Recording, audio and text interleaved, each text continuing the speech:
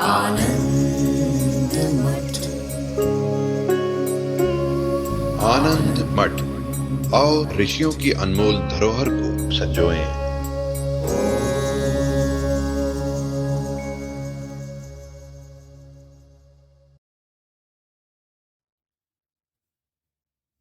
वेदांत सार की कक्षा में एक जगह तो निकृष्ट उपाधि व उत्कृष्ट उपाधि को समझ रखते हुए जीव और ईश्वर में भेद बताया गया कि एक मलिन सत्व प्रधान होने के कारण अल्पज्ञ और एक विशुद्ध सत्व प्रधान होने के कारण सर्वज्ञ है। लेकिन आगे चलकर व्यष्टि अज्ञान व समष्टि अज्ञान में अभेदता बताई गई, तो वह अभेदता उपाधि दृष्टि से स्पष्ट नहीं हुई। उपहित की तो समझ आती है कि तात्विक दृष्टि से एक ही है, जिसमें अवच्छेदवाद विधि से वन आकाश व वृक्ष आकाश का उदाहरण दिया गया। लेकिन उपाधि दृष्टि से अभेदता पर थोड़ा प्रकाश कीजिए। अच्छा, इसी तरह का प्रश्न और भी है। अनयोः अभेदः, लेकिन अवयव अवयवी संबंध समझ में आता है, अद्वैत नहीं समझ में आता। समष्टि अज्ञान से उपहित चैतन्य ईश्वर, लेकिन प्रभाव एक वो पूर्ण ज्ञानी, ये विलक्षण है। अज्ञान नहीं समझ कर भी हजम नहीं होता, कैसे?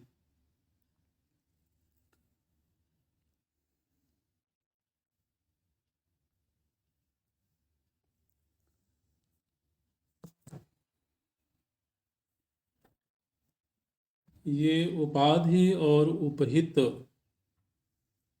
की शैली में जब हम विचार करते हैं तो ये बहुत दार्शनिक और सूक्ष्म विचार शैली है। देखिए, उपाधि का अर्थ यदि ठीक ठीक में समझ लिया जाएगा तो ये सारे प्रश्न अपने आप ही उत्तरित हो जाएंगे। उपाधि की वजह से उपहित में कोई परिवर्तन नहीं होता है। उपाधि माने क्या होता है? उप समीपे स्थित्वा स्वधर्मान आधीयते, है ना। जैसे कि आपने कक्षा के दौरान दृष्टांत में ये बात सुनी होगी कि बिल्कुल श्वेत स्फटिक शिवलिंग है और शिवलिंग के ऊपर एक गुलाब का पुष्प चढ़ा दिया गया है। अब जब दूर से देखते हैं तो वह जो शिवलिंग है वो गुलाबी नजर आते हैं, है ना। उस गुलाब की समीपता से गुलाबी रंग का उनमें आधान हुआ दिखाई देता है, तो शिवलिंग गुलाबी दिखाई देते हैं। लेकिन उस समय, जिस समय पर वो गुलाबी दिख रहा है, क्या उस समय पर वह गुलाबी हुआ है?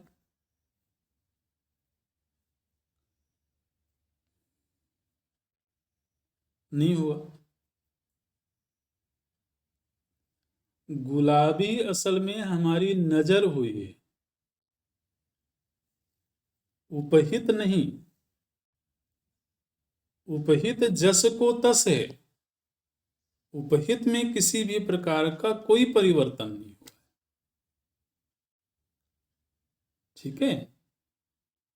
तो इस समय पर भी हम जिसको जीव के रूप में अनुभव कर रहे हैं, ये जो अज्ञान कलुषित बुद्धि है, उस बुद्धि को ऐसा दिखाई दे रहा है कि ये चेतन सीमित हो गया है, चेतन सीमित नहीं हुआ है। उपहित तत्व जो है वो बिल्कुल जैसे को तैसा है, बिल्कुल इसी समय पर भी। आत्मा अपने सहज स्वरूप में है, ना तो वह जीव बनता है ना ही वह ईश्वर बनता है।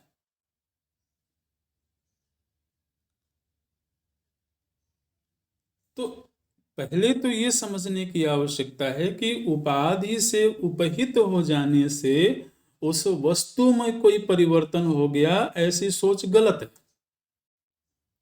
वो वस्तु अपनी जगह बिल्कुल वैसी है।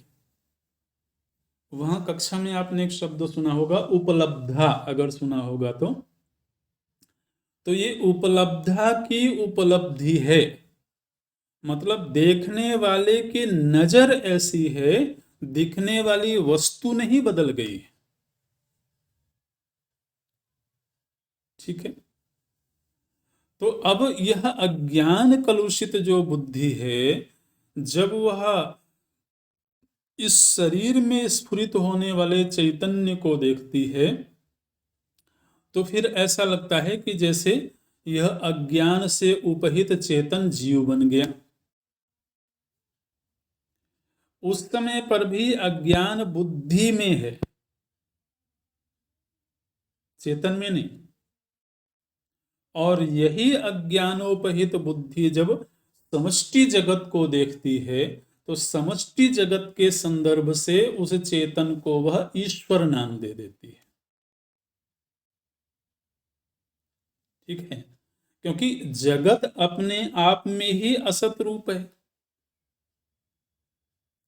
तो इस असत रूप जगत का निर्माण किसने किया जी? बोले करने वाला कोई तो होगा।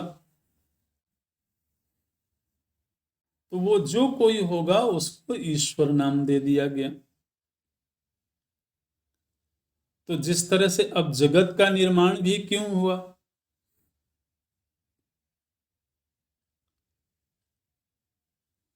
तो वो भी जो इस बुद्धि की जरूरत है, अज्ञानोपहित जो बुद्धि है, उसी की जरूरत को ध्यान में रखते हुए ऐसा लगता है कि जैसे जगत का निर्माण हो गया। तो ये स्थिति तभी तक है जब तक इस बुद्धि में अज्ञान बैठा हुआ है। ना कछु हुआ न हुई कछु, ना कछु होवन हार, अनुभव का दीदार है अपना रूप अपार।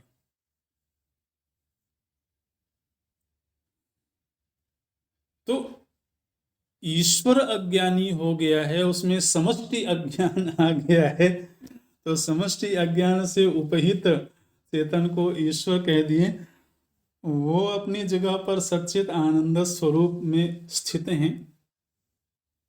लेकिन जब हम देखते हैं कि ये सृष्टि बन रही है, बिगड़ रही है, सृष्टि का पालन हो रहा है, तो इस देखने वाले को, जिसने जगत को सत्य माना हुआ है, जगत सत्य रूप में भासेगा तभी तो उसके बनने का प्रसंग आएगा। अब जिसको जगत सत्य रूप में भास ही ना रहा हो, अब स्वप्न देख करके हम जाग गए हैं तो वह कहाँ खोज करेंगे कि उस स्वप्न जगत का निर्माण किसने किया था? लेकिन समझाने वाले गुरु समझाएंगे कि देखो, स्वप्न जगत का निर्माण जिसने किया वो ईश्वर है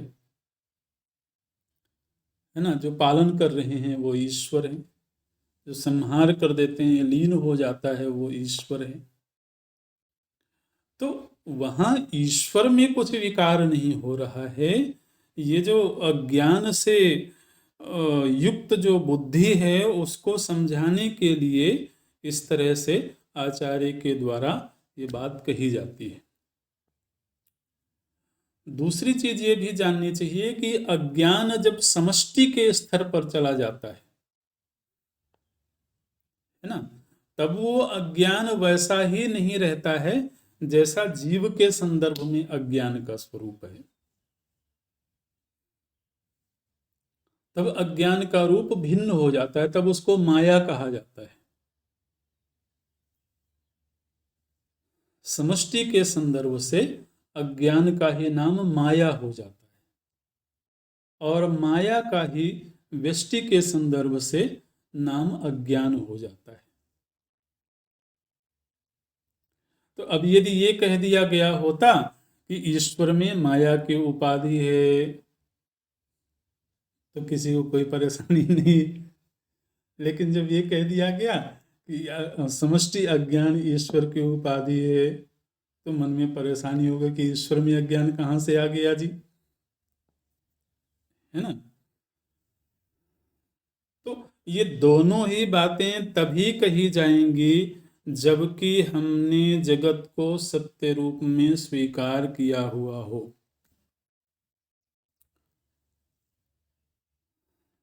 तो ये सारी बातें, सारी उलझने अज्ञानी की स्थिति में रहते हुए ही हैं। और दूसरी चीज जो कि हमने आरंभ में बोला कि उपाधि की वजह से अगर कोई चीज दूसरे अन्यथा रूप में दिख रही हो तो उसमें दिखने वाले की गलती है, जो वस्तु दिख रही है उसमें कोई परिवर्तन नहीं हुआ है। किसी ने श्वेत वस्त्र धारण किया हुआ है और हमने पीले रंग का चश्मा लगा रखा है तो हमको लगेगा कि उसने पीला वस्त्र पहना हुआ है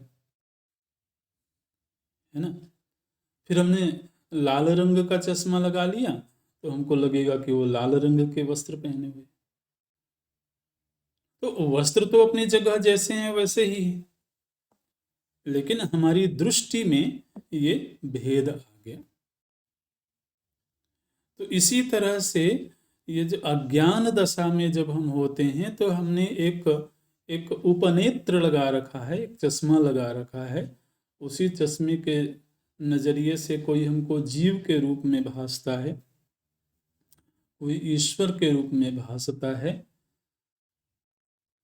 लेकिन वस्तुतः वह अपने सहज स्वरूप में है। तो उपाधि की सन्निधि से उपहित में कोई विकार नहीं आता है।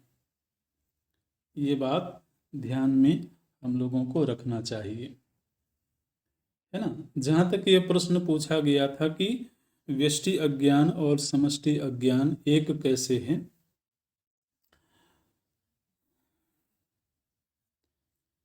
तो सृष्टि का अस्तित्व है,